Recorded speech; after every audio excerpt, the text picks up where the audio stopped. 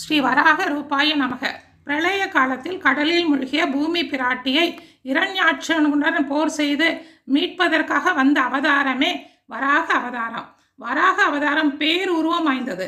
குரமத் யாகதோ எஸ்ய மேரு கண கணாயத்தே என்ற ஸ்லோகத்துடைய வரிகள் மேரு மலையம் வராகத்தின் குளம்படி பட்டு தூள் தூளாகியது என்கிறது. அப்பேற்பட்ட பேருருவம்.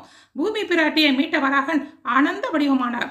கழுத்து வரை மனித ரூபமாகவும் திருமுக மண்டலம் வராக முகமாகவும் இடது முழங்கையில் பூமி பிராட்டியை ஏந்தி கொண்டும் வலது திருக்கையை இடுப்பில் வைத்து கொண்டும் திருமுக மண்டலம் திரும்பி தேவியின் திருமேனி தடாகங்களை முகரும்படியாகவும் திருவாழ் மார்பனாகவும் திவ்ய பூஷித அலங்காரனாகவும் இருப்பவரே வராகர்.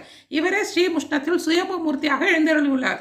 ஸ்ரீமுஷ்ணத்தில் பிரசாதமாக தரப்படும் முஸ்தாச்சூரணம் என்ற கோரைக்கிழங்கு நம் உடலில் இருக்கும் பலவிதமான நோய்களை நீக்குகிறது. இன்று வராக ஜெயந்தி.